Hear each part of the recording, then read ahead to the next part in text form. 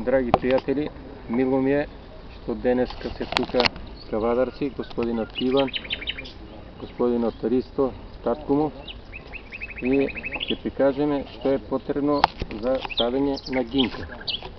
Потребно ни е саксија да имаме со добри дупки. Во саксијата најдолу ставаме крупен песок, за да имаме добра пропустливост.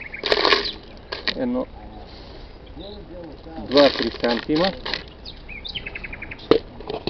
Еве и во другата постои имаме спремно две поголем гинко дрвца, како овие, за кавадарци, за семејството ставрови, и уште 31 гинко семче,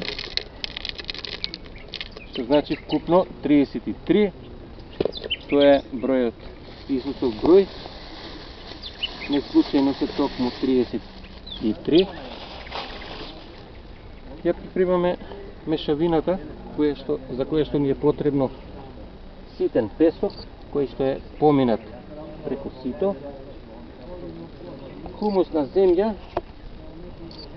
25% ситен песок, 25% хумусна земја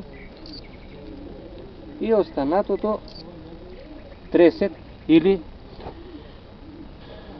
ѓубре од шумски листови. Сето тоа добро се меша. Овде мешаме во 50-50 ситниот песок и хумусната земја, и на оваа половина ќе додадеме тресетот, ќе направиме добра мешавина и ќе ги наполниме саксиите. И во најгорниот дел, во горниот дел, се сади гинко изртено семче.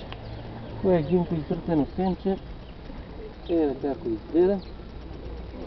Еве ги овие гинко семчиња. Тоа се тие.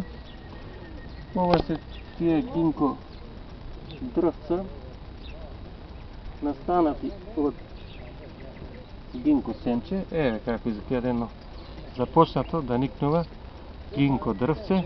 Што значи гинко дрвце? Најлековито дрвце кое го продолжува животот, дрвце најголем прочистувач на воздухот. Погледнете колку е силно гинко уште од почеток. Еве како пушта коре надоле, како расте нагоре, толку коре надоле пушта, веќе има почнато коренчење од страната. Треба многу внимателно да се засада, зашто може да пукне, многу е нежно, многу е кревко. Тоа е за самото садење. А не, донеси го тресетот.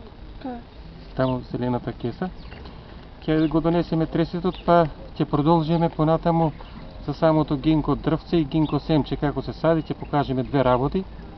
Во едната саксија гинкото семче, во другата гинко дрвцето. Благодарам, ќе продолжиме. Дали